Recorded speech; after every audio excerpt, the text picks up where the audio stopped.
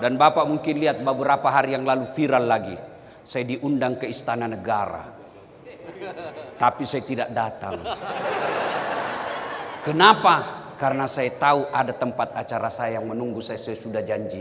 Meskipun Istana Negara itu baik, tapi bagi saya menepati janji lebih utama. Tidak gampang Pak diundang Istana Negara Pak. Siapalah saya ini Pak. Salatullah salamullah ala toha rasulillah.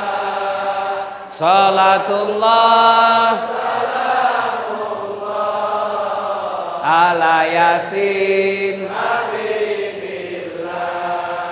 Tawassalna bismillah wa bil hadi wa kulli mujahidi lillah bi ahlil badri ya Allah. Alhamdulillah. Terima kasih Bapak Ibu saudara-saudara sekalian yang saya hormati. Ini masuk dari malam ke 20 menurut pemerintah. Menurut Muhammadiyah malam ke itulah sebabnya jangan kau menunggu malam ganjil. Ya, lakukan saja untuk menunggu 10 malam terakhir, menunggu Lailatul Qadar. Karena kalau kau tunggu malam ganjil, bingung toh? Iya. Nah, apa yang dilakukan menunggu Lailatul Qadar? Apa yang dilakukan? Satu Ibu, yang lazim kita lakukan adalah doa. Doa itu bukan menghafal. Doa itu bukan membaca. Maka saya selalu kritik protes itu MC. Pembacaan doa. Apa mau dibaca? Doa itu permohonan. Bukan pembacaan. Bukan juga menghafal. Kalau mau berdoa, bahasa gampangnya curhat. Apa itu curhat? Bahasa kalbu. Bahasa hati. Apa yang ada di hati kau sampaikan. Boleh pakai bahasa Arab, boleh. Boleh yang ada dalam Quran, bagus. Tapi kalau kau tidak tahu artinya, lebih baik pakai bahasa ibu. Tidak ada kewajiban berdoa pakai bahasa Arab. Bayangkan kalau bapak pakai bahasa Arab, tidak tahu artinya.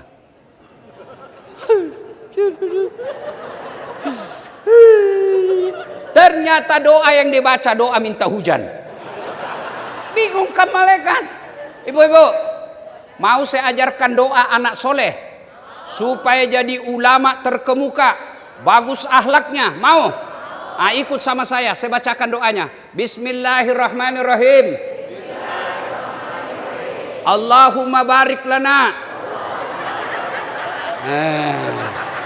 Doa makan itu. Kenapa ibu ikut? Karena tidak tahu artinya.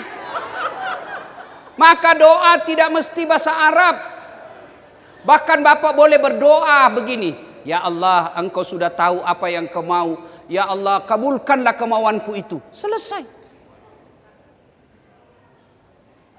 Ibu bahkan pakai bahasa isyarat boleh. Tidak ada ucapan pun boleh.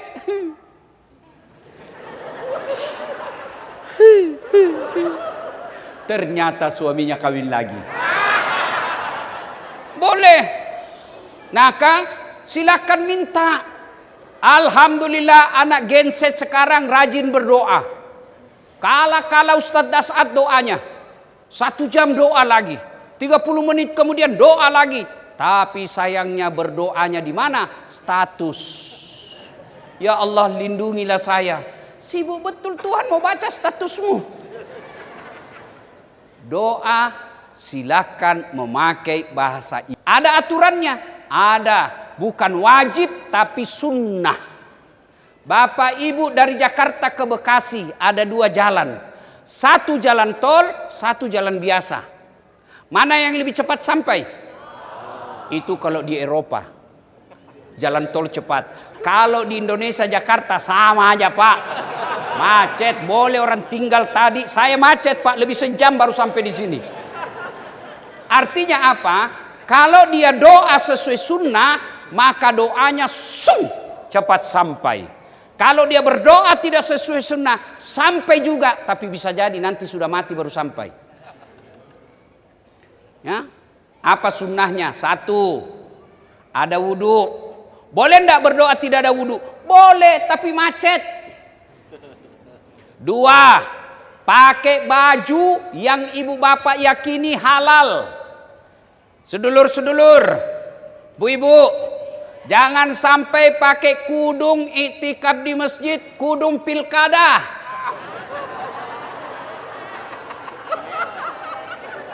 Dikasih kudung baju seragam, caleg punya.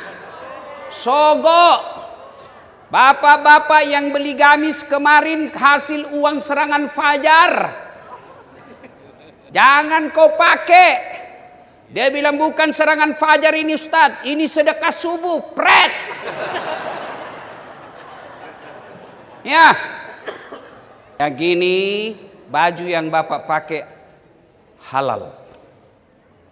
Yang kedua, sunnah Bapak Ibu sekalian ada wudhu. Boleh enggak berdoa tidak ada wudhu? Boleh, tapi macet. Apalagi doanya Bu Bapak Ibu tutup aurat. Boleh enggak tidak pakai ini celana pendek? Ibu-ibu, boleh enggak? Boleh, tapi macet. Apalagi menghadap ke kiblat. Di sini kiblat. Boleh berdoa begini? Boleh. Boleh ke belakang kiblat? Boleh, tapi sama ibu minta uang sama suami, Pak, uangmu Pak.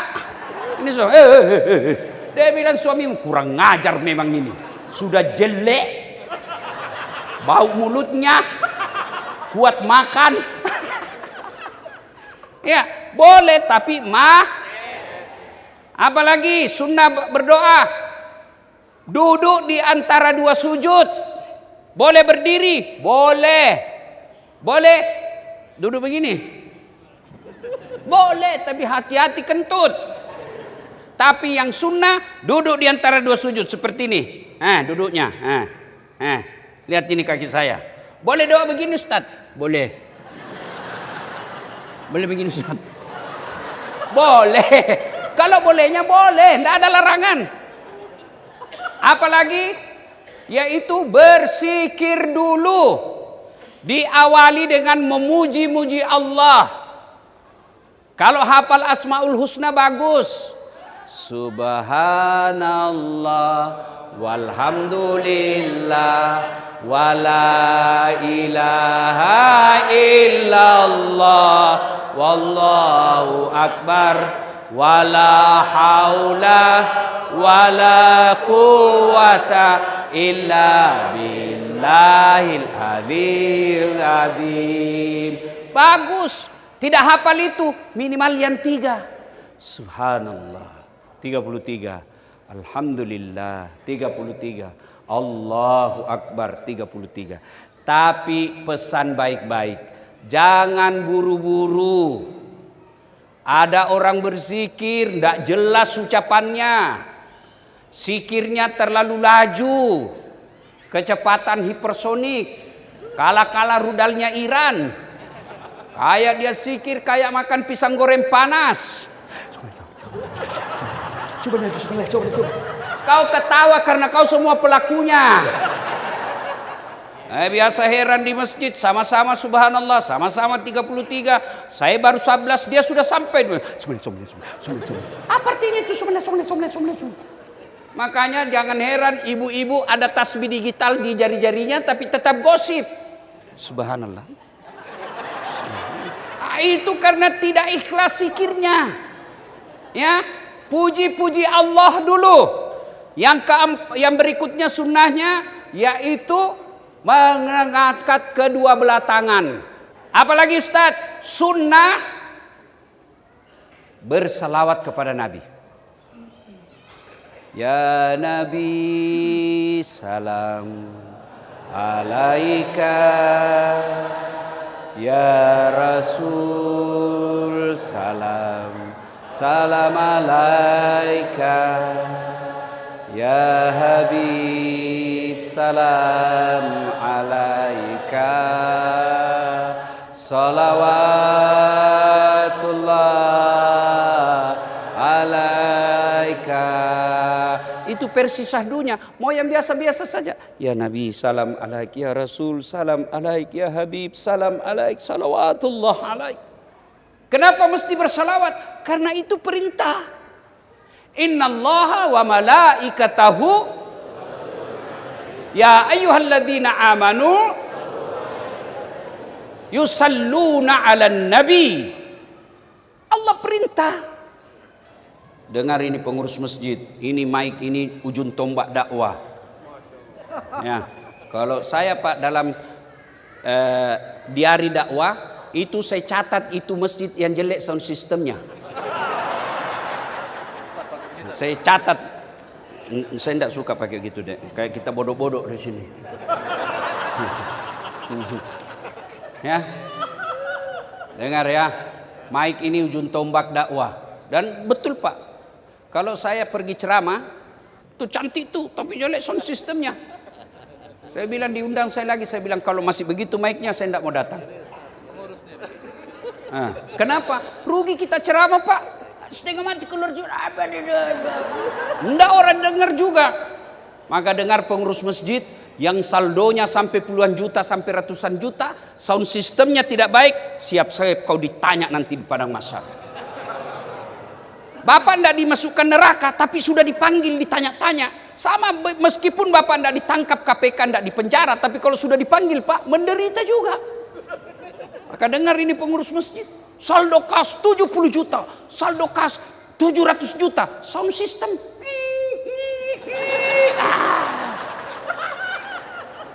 Yang ketawa saya serius ini Pak. Ya, apa lagi saya mau sampaikan tadi? Salawat kepada Rasulullah Muhammad sallallahu alaihi wasallam. Sudah bersalawat, apalagi barulah kita doakan, tapi mulailah dengan doakan orang yang berjasa dalam hidup. Siapa orang yang berjasa dalam hidup? Minimal pasti kita semua punya orang tua.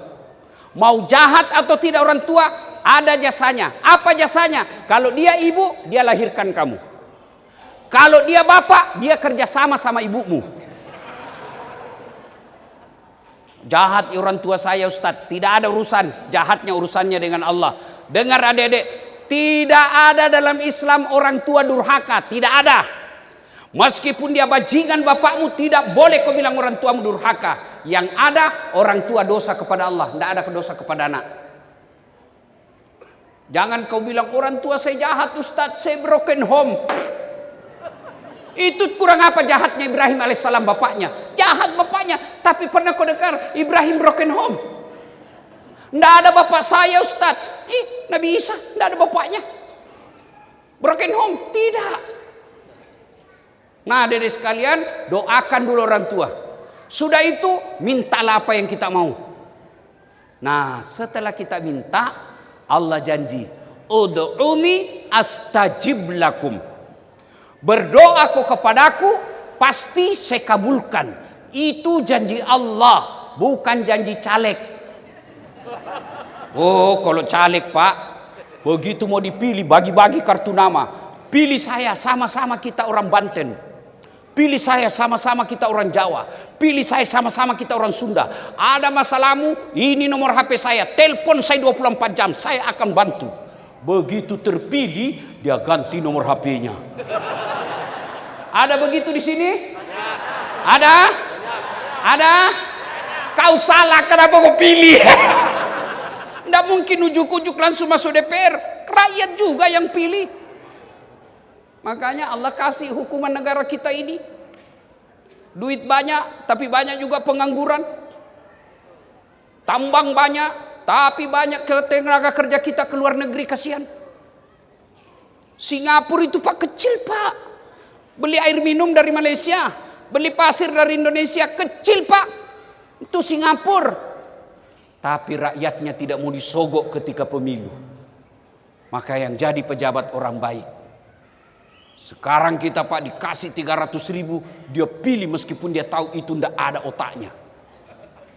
Meskipun dia tahu pembohong.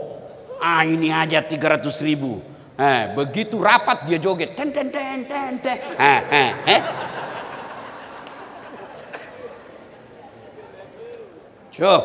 Nah, Allah janji, kau minta sama saya pasti saya kasih. Itu janji Allah. Tuan-tuan perlu tahu, kalau Allah mengancam hukuman, belum tentu Allah kau laksanakan. Kata, saya masukkan kau neraka, saya hukum kau, belum tentu. Ketika bapak taubat, Allah tunda. Tapi kalau Allah janji, pasti. Minta kau kepadaku, saya kasih, janji. Taubat kau, saya ampuni, janji. Maka ketika berdoa, pasti Allah kabulkan. Cuma cara Allah mengabulkan doa itu ada 4. 4 cara Allah mengabulkan doa kita. 1, Allah kabulkan sesuai yang kita mau. Ya Allah, mudah-mudahan tahun ini saya bisa umroh. Allah kabulkan, dapat undian. Taufik namanya. Saya mau, Allah juga mau, ketemu, taufik namanya. Ya Allah, mudah-mudahan tahun ini saya poligami. Amin Pak. Kenapa biar begini takut juga? Apa mau poligami? Istrimu aja pegang remote kau tidak bisa ambil. Ini orang Bugis Pak, beda orang Banten. Orang Bugis tidak ada takut sama istrinya Pak. Tidak ada orang Bugis takut sama istri. Bugis Pak, cuma istri kami lebih berani.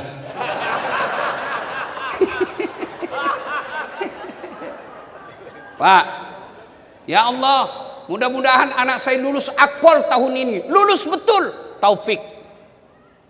Yang kedua, Allah kabulkan doa kita, tapi dalam bentuk yang lain dan lebih baik. Bu, punya anak 13 tahun, minta dibelikan motor. Ibu belikan enggak? Ibu belikan? Berarti ibu enggak sayang dong. Berarti ibu enggak sayang. Hah? Kenapa ibu enggak belikan? Hah? Bapak-bapak saya tanya, ibu-ibu enggak jelas. Bapak punya anak usia 13 tahun. Minta dibelikan motor. Bapak belikan? Tidak. Kenapa tidak? Tidak ada duit. Hah? Karena kita yakin belum saatnya. Saya tidak belikan kau motor nak, bahaya. Saya belikan kau laptop. Allah kabulkan dalam bentuk yang lebih baik. Ya Allah, mudah-mudahan tahun ini saya bisa beli mobil. Malah motor terjual. Allah tahu kalau ada mobilnya ibu, suamimu dia pakai selingkuh itu mobil. Ya Allah, mudah-mudahan tahun ini anakku terima PNS. Kok tidak dikabulkan? Allah tahu kalau anakmu jadi PNS ada korupsi, dia masuk penjara. Oke, anak pertamamu saya tidak kabulkan, tapi anak keduamu saya kasih dia hafal Quran. Allah ganti dengan yang lebih baik. Kau tengok ini mukanya Dasad. Dulu tamat SMA, saya mau tentara. Dapral saya waktu itu namanya Akabri. Tamat SMA, tes fisik tidak lulus. Kenapa? Ceper. Cukup tinggiku. Makanya Pak, sampai sekarang saya sakit hati kalau lihat tentara yang pendek. Kenapa bisa lulus? Oh, teman saya yang ikut sama-sama daftar, dia lulus Pak, polisi sekarang. Pangkatnya AKBP, 2 bunga di sini. Dia reserse di Sulawesi Barat, Polda. Reserse pakai baret merah. Saya Allah takdirkan jadi ustadz, pakai baret putih. Tapi alhamdulillah dengan baret putih yang saya pakai Bu, semua baret saya ceramai. Jenderal bintang 4 pun saya tunjuk-tunjuk. Andai saja saya jadi tentara sampai itu, mungkin sampai sekarang saya masih hormat-hormat. Siapa. Sekarang mereka semua yang hormat sama saya. Dan Bapak mungkin lihat beberapa hari yang lalu viral lagi. Saya diundang ke Istana Negara. Tapi saya tidak datang. Kenapa? Karena saya tahu ada tempat acara saya yang menunggu saya sudah janji. Meskipun istana negara itu baik, tapi bagi saya menepati janji lebih utama. Tidak gampang Pak diundang istana negara Pak. Siapalah saya ini Pak. Ya, Allah kabulkan yang lebih baik. Gagal akabri, saya daftar fakultas kedokteran. 3 kali Pak saya ikut SMPTN namanya waktu itu. Nggak lulus. Tes pertama nggak lulus. Masuk lagi tes kedua nggak lulus. Tes lagi ketiga nggak lulus. Andai saja boleh 5 kali. 5 kali saya ikut Pak. Ternyata begitu cara Allah mempersiapkan saya. Ada yang lebih baik. Kawan saya lulus Pak. Dia sekarang tugas di Kepulauan Aru. Saya telepon, "Dok, kau pulang lebaran?" "Enggak." "Kenapa?" "Mahal tiket Ustaz. Kalau saya pulang satu keluarga, habis tabungan saya 1 tahun hanya untuk beli tiket PP." Dalam hati saya, alhamdulillah. Untung saya tidak jadi dokter. Saya jadi Ustaz Bu. Tidak pernah saya pusing soal tiket. Kemana-mana gratis. Maka adik-adik sekalian, kalau kau meminta sesuatu dan Allah tidak kasih, sangka baik, berarti ada yang lebih baik. Kamu sudah lamar dia baik-baik, kamu sudah siapkan dia uang mahar, kamu sudah perbaiki dirimu. Begitu 1 bulan lagi sebelum menikah, ternyata dia pergi dengan laki-laki lain. Berarti tahu perempuan itu bukan jodohmu yang terbaik. Jangan pernah sangka buruk. Minta sesuatu, Allah tidak kasih, berarti Allah siapkan yang jauh lebih bagus. 3, cara Allah mengabulkan doa. Saya ulang dulu supaya ingat-ingat. 1, Allah kabulkan sesuai yang kita mau, taufik. 2, Allah kabulkan tapi dalam bentuk yang lain. Minta motor, Allah kasih hafal Quran anaknya. Minta mobil, Allah kasih kesehatan. 3, Allah kabulkan tapi tunda. Sedulur-sedulur, tahu Bapak Prabowo? Tahu Bapak Prabowo? Sejak kapan minta menang Pilpres? 2004 kayaknya beliau sudah. 2004 sudah minta menang Pilpres. Tapi Allah kabulkan kapan? 2024. Nabi Zakaria itu doa minta anak sejak usianya 21 tahun. Berapa Pak? 21. Kapan Allah kabulkan? 90 tahun. Maka ketika Allah katakan saya kasih kau, Nabi Zakaria bilang tidak mungkin, saya sudah tua, istri saya sudah tidak mampu melahirkan. 21 minta, 90 tahun baru dikasih. 69 tahun berselisihnya, baru Allah kasih. Nabi Adam minta dipertemukan dengan istrinya. Berapa lama? 200 tahun baru Allah pertemukan di Padang Arafah. Satu di Irak, satu di India. Saling mencari, di Saudi ketemunya. 200 tahun. Itu Nabi Pak. Kita itikaf malam ini mau dikasih besok. Kok kira ada orang dalam?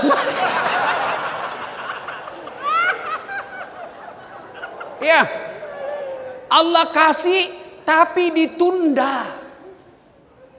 Yang keempat, Allah kabulkan doa kita tapi nanti di akhirat.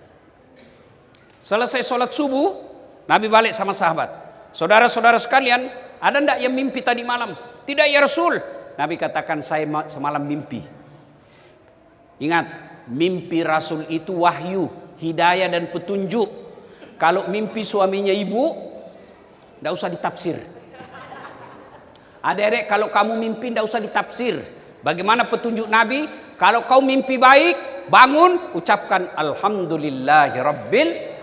Kalau jelek, bangun, ucapkan na'udzubillahi min zalik. Kita berlindung kepada Allah dari keburukan seperti itu sambil meludah kecil ke kiri. Kecil. Dan lihat posisi istrimu. Sampai ada di kiri, bertengkar kau tengah malam. Ini ras terkuat di bumi ini Pak. Bu, Mau gampang masuk surga? Mau? Ini kata Nabi. 1, sholat. 2, puasa. Aman ini bu. 3, jaga harga diri. Di antaranya tidak pernah keluar kecuali dengan izin suaminya. Tidak pernah keluar kecuali dia sudah pakai jilbab. Tidak keluar kecuali dengan mahramnya. Itu jaga harga diri. Yang keempat, ini agak berat. Taat dan patuh sama suami.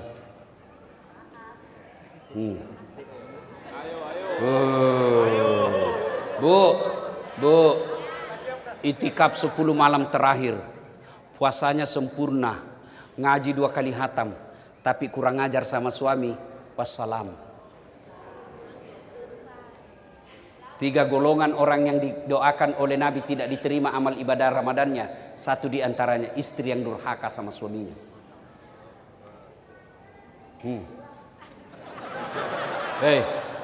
Mau melawan itu? Coba. Nah, hadis saja dia mau lawan pak. Inilah efek daripada sinetron. Inilah efek dari film-film Cina. CEO menikah dengan pembantu.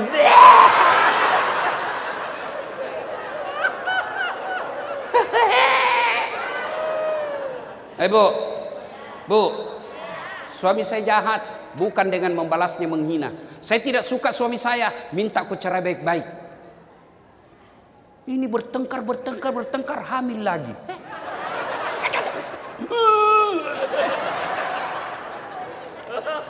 Bu, ibu, kalau orang kaya selain bertengkar, paling tidak dia bahagia dengan hartanya. Sudah rumah miskin, rumah ngontrak-ngontrak, jelek suami, istri bau ketek, bertengkar tiap hari. Kapan kau bahagia bu? Saya tidak suka suami saya, pisah baik-baik. Pulangkan saja aku pada ibuku, atau lihatlah tanda bekas tampar sering kau lakukan, menyatupi samakah aku yang dijual hingga sesukamu kau sakiti. Siapa penyanyinya? Betharia Sonata. Apa judulnya? Hati yang terluka. Lagu anak-anak zaman sekarang, putar ke kiri, putarlah ke kiri. Apa kau dapat sekanan kanan? Apa ndak pusing kau kiri kanan? Tak bolak balik, tak bolak. Bapak-bapak juga kalau istrimu kurang ajar. Saya kalau ditanya istri saya, Ustadz ini jarang terus, ndak pernah di rumah. Dia mulai ngambek, saya peluk sambil saya menyanyi. Tiap malam engkau ku tinggal pergi. Bukannya aku sengaja. Demi kau dan si buah hati terpaksa.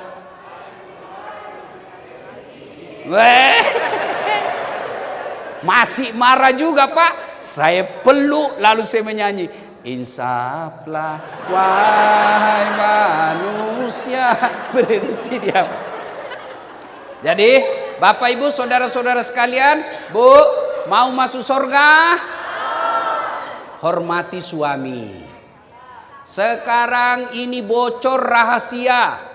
Setan tahu bahwa perempuan itu paling gampang masuk surga. Yang penting jaga lisan, taat suami, maka tadahulul jannati bisalam. Masuklah kau ibu dari surga, paling bahagia kau masuk ke dengan penuh keselamatan. Silahkan kau pilih pintu yang kamu suka. Setan tahu, maka ibu dihasut, lawan suamimu, sedikit gajinya. Boleh perempuan cari kerja? Boleh. Boleh perempuan cari nafkah? Boleh. Tapi perempuan yang punya duit dan pandai cari uang, potensi lawan suami. Bu, saya tanya bu, jawab ya. Misal, ibu gajinya 10 juta per bulan, suami 2,5 juta. Kira-kira kau masih hargai? Kau ndak kerja saja kau lawan suamimu. Jangan ketawa, saya serius ini. Maka ibu-ibu, ini rahasia setan tahu. Maka dia hasutnya ibu dengan sakwa sangka, tidak syukur, lawan suami. Perempuan seperti itu sesungguhnya bukanlah perempuan muslimah ideal. Maka saya kasihan lihat perempuan sekarang. Gara-gara pengadu medsos, sinetron, YouTube, dia lihat dia lawan suaminya.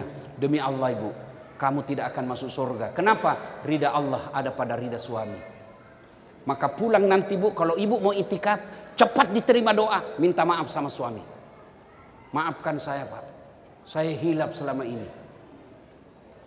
Bapak juga.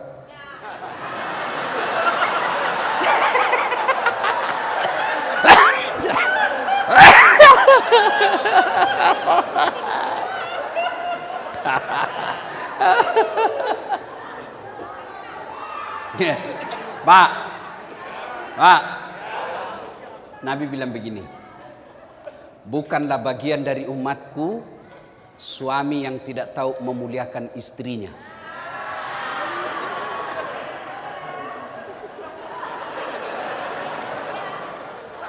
Bu, Pak, Nabi itu 11 bininya.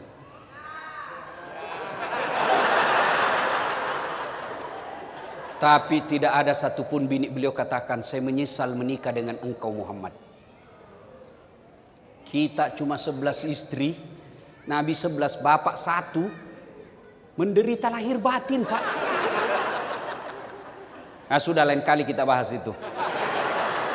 Ya, nah doa. Apalagi yang kita lakukan? Nah saya ulang tadi cerita ya. Masuklah dia. Nabi diperlihatkan masuk dalam surga. Setelah dalam surga, Nabi diperlihatkan ada seorang hamba diberi hadiah oleh Allah. Hadiahnya, ini hadiahmu. Kata hamba ini, ya Allah, banyak betul yang kau berikan. Amalku sedikit, tidak sebanyak ini. Supaya gampang dipaham, amalnya ini orang cuma 5. Allah kasih 5.000. Banyak betul kau berikan saya. Kata Allah, wahai hambaku, ketahuilah itulah doa-doamu yang tidak kukasih kau waktu hidup di dunia. Karena saya tahu kau tidak mampu memikulnya. Saya kasih kau hari ini. Berarti dari cerita ini sesungguhnya tidak ada doa yang tidak dikabulkan. Kalau tidak dikasih di dunia, dikasih nanti di akhirat. Maka Ramadan, terutama akhir Ramadan ini, berdoa. Minta kepada Allah. Doalah. Supaya ideal doa kita datang itikaf di masjid. Apalagi dilakukan 10 malam terakhir ini. Taubat. Ustaz, dosaku besar. Ampunan Allah jauh lebih banyak. Bahkan dalam hadits qudsi Allah katakan, andai engkau datang membawa dosa penuh langit dan penuh bumi, ampunanku jauh lebih besar daripada dosamu. Kau datang bertobat dengan berjalan, aku menyambutmu dengan berlari. Berarti bukan dosa yang jadi masalah. Yang jadi masalah, mau tidak kita bertobat. Saya mau bertobat Ustadz, bagaimana caranya? Jawabannya, 1, tobat bilizan. Memperbanyak istighfar. Astaghfirullahaladzim wa atubu ilaihi. La ilaha illa anta. Subhanaka inni kuntu minadz zalimin. Atau dengan kalimat syahdu. Astaghfirullah. Rabbal baroya. Astaghfirullah. Minal hatoya.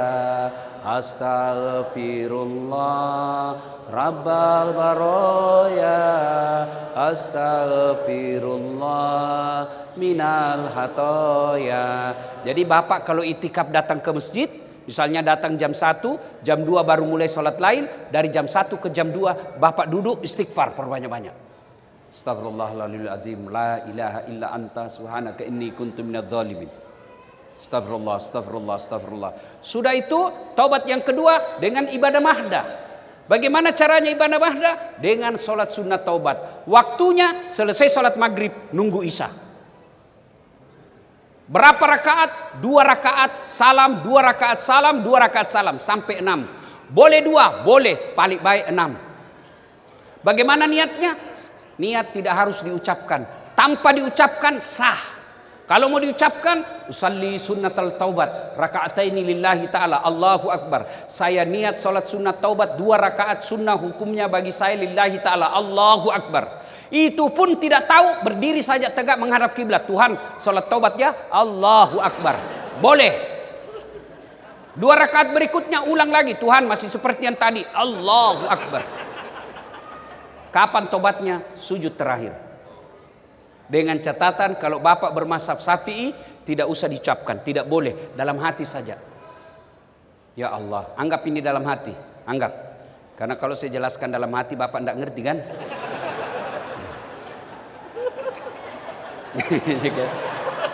Ya Allah, tadi di kantor saya hilap, saya pegang tangannya sekretarisku, dia pun memegangku, akhirnya kami baku remas. Ya Allah, saya hilap ya Allah, ampuni saya Allah, hilap saya. Yang lebih penting, berikan saya kesanggupan, kemampuan tidak mengulangnya. Dan hebatnya Pak, Allah beda dengan makhluk. Bapak datang minta maaf sama saya bilang oke, saya maafkan kamu tapi jangan lagi kau lewat depanku. Saya maafkan kamu tapi proses hukum tetap berjalan. Itu bukan maaf namanya. Tapi kalau Allah, bapak dosa, apa janji Allah dalam Quran? Innallaha yuhibbut tawwabina. Saya cinta kepada hambaku yang bertobat. Bapak ibu saudara-saudara sekalian, ini saja tausiah kita, mudah-mudahan ada manfaat.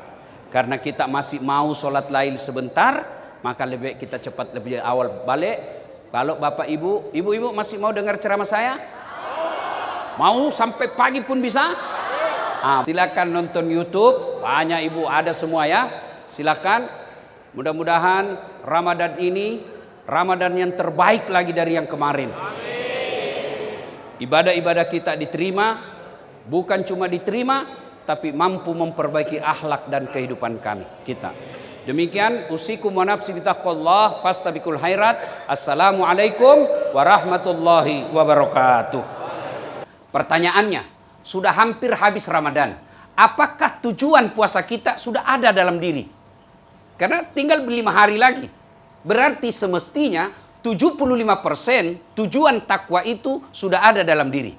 Pertanyaan buat kita, apakah kita sudah masuk orang-orang bertakwa? Mengaku gampang, tapi yang susah diakui sebagai bertakwa. Saya kasih contoh. Bapak Ibu pasti kenal Pak Prabowo. Prabowo itu rupanya kakek saya dengan kakek beliau masih sepupu. Ngaku. Mulai bapak kayaknya dari mana dapat Prabowo dengan das? Tidak mungkin, Bugis. Ya kan? Ngaku. Tapi setelah diklarifikasi ke Pak Prabowo katanya sepupu dengan neneknya Dasat Latif. Siapa Dasat Latif? Namanya saja baru saya dengar. Begitu juga ngaku bertakwa gampang, klaim. Tapi yang susah diakui oleh Allah sebagai orang bertakwa. Mari kita lihat apa sesungguhnya takwa. Definisi kehidupan sehari-hari. Umar bin Khattab yang kita kenal sebagai manusia yang sudah dijamin pasti masuk surga, dan dia termasuk golongan Khulafaur Rasyidin, pernah bertanya kepada Ubay bin Ka'ab. Ubay bin Ka'ab ini, Pak Ketua, guru ngajinya para sahabat. Juru tulis ayatnya Rasulullah. Imam tarawehnya Umar bin Khattab. Jauh lebih muda daripada Umar bin Khattab. Tapi Umar bertanya, wahai Ubay bin Ka'ab, apa sesungguhnya itu takwa? Karena Ubay ini ahli hikmah, Pak. Lalu Ubay bin Ka'ab menjelaskan, wahai Umar, pernahkah kamu berjalan bersama Rasulullah di jalan yang penuh batu-batu cadas? Kata Umar, sering, apalagi masa perang. Nah, ketika Nabi mendapati jalan batu-batu cadas, apakah Nabi mundur? Menggagalkan perjalanannya, dia tunda? Tidak. Kata Umar bin Khattab, saya melihat Nabi tetap berjalan, tetapi sikapnya sangat kehati-hatian. Dia angkat dia punya jubah, lalu dia berjalan berhati-hati menghindari batu cadas. Lalu Ubay bin Ka'ab menjelaskan, itulah takwa. Kehati-hatian. Maafkan saya. Kehati-hatian untuk apa? Sebagai anggota DPD. 1, hati-hati menggunakan jabatan. Bapak tahu, andai saja divisualisasikan itu, Pak, tanggung jawab jabatan di akhirat, Pak, tidak ada orang mau jadi pejabat, Pak. Tidak ada orang, meski dikasih jutaan miliar, tidak mau dia. Kenapa? Contoh sederhana, Umar bin Khattab pernah malam-malam nangis dia. Ditanya sama anaknya, kenapa abah menangis? Bagaimana saya tidak menangis? Bagaimana saya nanti di hadapan Allah, ada onta tadi yang terpleset, jatuh, terpleset karena jalan jelek. Bagaimana saya menjelaskan di hadapan Allah nanti, onta ini jatuh karena tanggung jawab saya tidak mengurus jalan. Tidak usah jalan dulu, Pak. Kritik Bapak terhadap MBG. Saya setuju MBG. Tapi perlu ada perbaikan. Kalau Bapak tahu dan diam, tanggung jawab di dalam akhirat kelak. Hati-hati menggunakan jabatan. Lihat jabatan, Pak. Seperti Pak Ketua tadi. Pantas, saya bilang, oh pantas, masih muda, cerdas rupanya ini orang. Ya, jabatan silih berganti, Pak. Inilah rumah paling mengerikan, Pak. Kenapa? Sudah berapa banyak orang masuk di sini dan sudah berapa tak lempar. Berapa banyak orang, Pak, tadinya hidupnya baik-baik, tenang, berakhir dengan penjara. Gara-gara apa? Jabatan. Ada kawan saya, terpilih anggota DPR RI, saya tanya, berapa uangmu habis? 62 miliar. Itu dia bilang, enggak pakai sogo itu, operasional tim saja itu, Ustaz. Saya bilang, saya punya 62 miliar, saya pakai kawin lagi.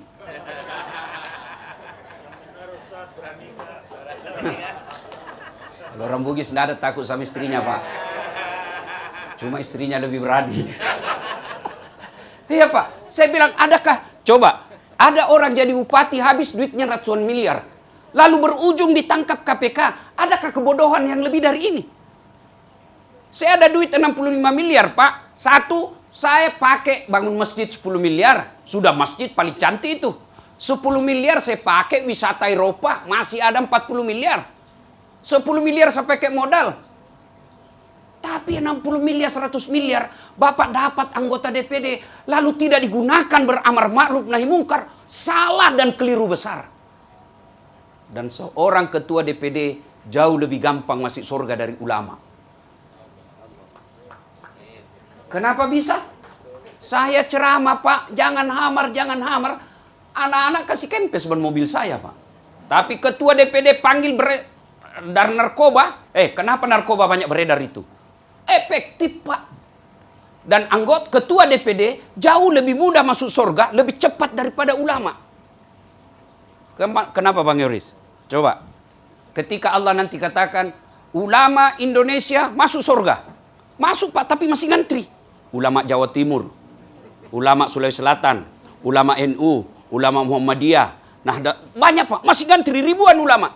Tapi begitu Allah katakan, ketua DPD RI masuk surga, tidak perlu nanti, Pak. Bapak sendiri. Kenapa? Satu aja ketua DPD. Maka keliru seorang pejabat kalau dia tidak gunakan jabatannya untuk masuk surga. Yang kedua, hati-hati milih teman, Pak. Hati-hati milih teman. Ketika Bapak berteman dengan pejabat, seorang pejabat pasti banyak temannya, Pak. Pasti. Ada kawan saya, mantan pejabat masuk penjara. Saya pergi tengok. Padahal waktu dia pejabat, dia benci sekali saya. Balihoku pun dia turunkan. Saya datang lihat, orang pertama datang lihat. Nangis dia. Apa dia bilang? Ustadz, tidak ada lagi orang mau datang sama saya. Dulu waktu saya masih menjabat, ngantri orang datang mengantar saya kalau jogging. Sekarang tidak ada lagi yang mau datang. Takut juga diperiksa. Saya bilang, Pak, jangankan manusia, kucing aja kalau dia tahu tidak ada ikan di rumah, tidak mau masuk. Apalagi manusia. Itulah sebabnya, dari 7 golongan orang yang mendapat perlindungan di padang mahsyar kelak, mendapat perlindungan di padang mahsyar, ruang VVIP, di mana tidak ada lagi perlindungan kecuali datang dari Allah. Satu di antara 7 golongan itu adalah mereka yang bertemu dan berpisah karena Allah. Bersahabat karena Allah. Bersahabat dengan jabatan pasti luntur. Bersahabat dengan karier pasti luntur. Bersahabat karena kaya pasti luntur. Tapi bersahabat karena Allah, itulah yang abadi. Boleh anggota DPD bersahabat dengan kontraktor, boleh. Tapi mesti kewaspadaan tinggi. Bapak pernah dengar ceritanya, kontraktor di akhirat. Jadi Pak Ketua kan penghuni surga sama penghuni neraka bak WhatsApp. Dia bilang penghuni surga, bagaimana kabarmu di situ? Caranya, penghuni neraka kan kreatif Pak Ketua. Dia bilang gampang, kami bikin jembatan dari neraka, kamu juga bikin jembatan di surga. Kita ketemu di tengah. Bagaimana? Setuju? Setuju. Lelang proyek. Keluar pemenang tender. Waktu pekerjaan 3 hari. Hari pertama jembatan dari neraka sudah selesai 50%. Hari kedua tuntas 70%. Hari ketiga selesai efektif dan efisien. Sampai di tengah. Penghuni neraka ini dia lihat dari surga. Kenapa belum mulai proyeknya? Dia teriak, "Oi bos, kenapa kau belum mulai proyekmu? Kami sudah sampai di tengah sesuai perjanjian." Apa kata dari surga? Bagaimana mau dimulai? Kontraktor, pengawas, panitia, pemborong, ada semua di situ.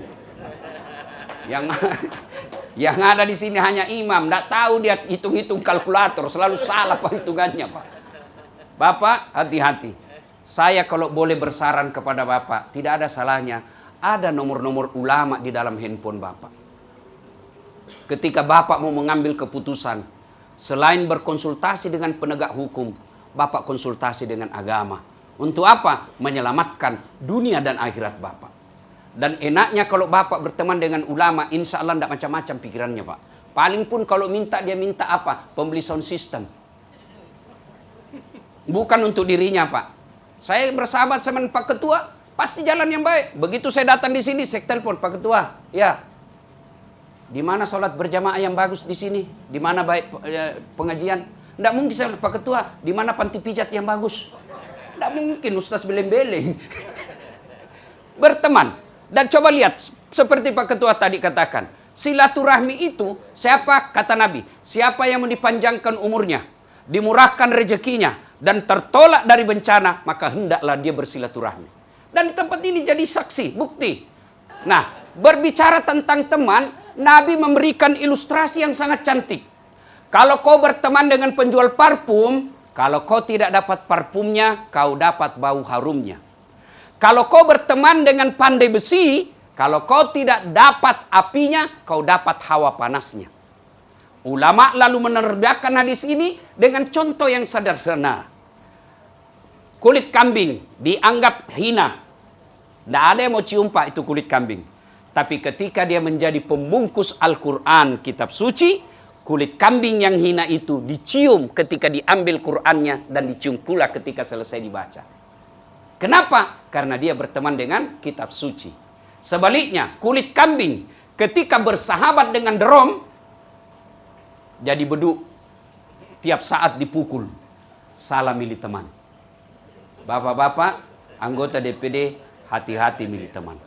Salah milih teman bisa terjerumus kita kepada kebatilan. Yang ketiga, Bapak Ibu saudara-saudara sekalian, hati-hati mendidik anak. Ada orang saya lihat Pak sukses, di kantor turun mobil dibukakan pintu mobilnya. Semua orang hormat sama dia. Tapi di rumahnya dimaki-maki sama anaknya yang masih kuliah. Tidak ada arti itu Pak. Saya mau tanya Bapak Ibu. Ibu-ibu kalau meninggal besok-besok, siapa yang doakan Bu? Siapa Bu? Suami. Kawin lagi Bu. Dia dengarlah suami saya, istri saya ini Pak Ketua. Jadi kalau saya duluan meninggal, kau kawin lagi. Saya peluk dia, saya bilang, kau dengar baik-baik saya, jangankan kau meninggal, masih hidup saja sekarang, saya selalu berpikir kawin lagi. Apalagi kalau kau sudah mati. Ayo Bapak Ibu, siapa doakan Bapak-bapak nih, anggota DPD semua yang banyak pemilihnya. Ratusan ribu yang pilih Bapak. Iya kan? Di atas 100.000 yang pilih Bapak. Siapa yang doakan Bapak ketika meninggal? Teman, jangan harap Pak. Lihat itu di grup WhatsApp. Lihat di grup WhatsApp. Ketika ada teman kita yang meninggal, jangankan baca doa, ketik doa saja malas. Apa dia kirim? Stiker. Al-Fatihah. Dia tidak baca itu Pak. Siapa yang doakan kita? Anak. Jadi prestasi kita adalah anak. Bapak Ibu yang duduk di DPD RI sekarang, bukan kita yang hebat. Siapa yang hebat? Hasil prestasi Bapak Ibu. Bukan kita. Bapak mau lihat prestasi kita? Lihat anak sekarang. Lihat anak kita Pak. Sama pacarnya cium tangan Pak. Panggilannya baru 2 bulan pacaran, panggil papi mami. Begitu jabat tangan sama bapaknya, dia tidak cium itu, dia sliding. Kalau cowoknya ini kak, bapaknya gini-giniin. Bapak mau lihat masa depan bapak dikubur? Saya mau tanya, bapak tidak terpilih DPD, masih ada pilihan? Ada, tanding lagi 5 tahun yang akan datang. Bapak sebagai pegawai, saya sebagai pegawai tidak disenang wali kota, ada pilihan? Ada, pensiun dini. Saya pergi merantau ke Papua, tidak disenang saya di sana, ada pilihan? Ada, saya balik lagi ke Sulawesi. Menderita di dunia, masih ada pilihan Pak. Tapi masuk kubur, ada pilihan? Ah, tidak senang ya? Pak, balik dulu. Begitu Bapak balik keluar, viral sedunia Pak. Dan pada saat itu Nabi menginformasikan, ketika kau sudah masuk di kubur, ada transferanmu mengalir terus-menerus. Siapa dia? Ialah anak yang soleh dan soleha. Imam Al-Ghazali mengilustrasikan, suatu ketika dia melihat mendirikan kepada muridnya, ada orang yang menanjak ke atas, menanjak ke atas pohon. Di bawah ada orang berebut. Ada orang berebut, dia pegang itu mangga disikut. Ada juga sudah digigit disikut. Sementara di bawah pohon agak jauh, ada orang yang duduk santai, tapi dia dapat pohon, dapat buah mangga. Muridnya bertanya, apa maksudnya Imam? Itu yang di atas itu, itulah orang yang masih hidup. Yang di bawah ini yang berebut, yang disikut-sikut, itulah orang Islam yang meninggal memperebutkan doanya Imam Khatib ketika Jumat. Allahumma ghafir lil mu'minina wal mu'minat wal muslimina wal muslimat. Itu doanya yang diperebutkan setiap hari Jumat. Lalu siapa yang duduk-duduk dapat buah otomatis? Itulah orang tua yang meninggal punya anak yang soleh dan soleha. Tidak perlu berebut, dia selalu dapat transferan dari anaknya. Perenungan buat kita semua. Selama Ramadan, kalau Bapak masih lihat anak Bapak pergi itikaf 10 malam terakhir. Masih Bapak lihat anak pergi taraweh, harapan itu Pak. Tapi kalau dia cuma pergi taraweh keliling, sahur underut, hati-hati Pak. Hati-hati. Bapak buka kamarnya, masih buka Quran malam Jumat. Harapan Pak, enggak sia-sia Bapak jadi cari uang tiap bulan. Tapi setiap kita tengok dia tidak hanya pegang handphone, enggak pernah kita dengar ngaji, enggak pernah kita lihat salat jamaah. Hati-hati. Bagaimana kalau kita sudah dewasa anak, sudah susah dikasih nasihat. Wala tai'asu min rauhillah, kata Allah. Jangan kau putus asa. Ini tadi yang dikasih hadiah. Tuan-tuan anggota DPD, jangan putus asa kalau anak kita tidak ada yang baik akhlaknya. Cari anak yatim piatu, sekolahkan dia, didik dia. Sama hukumnya di hadapan Allah, anak kandung sendiri walau tidak dilahirkan dari istri. Yo Bapak, saudara-saudara sekalian, banyak yang ingin kita sampaikan, tapi waktu terbatas.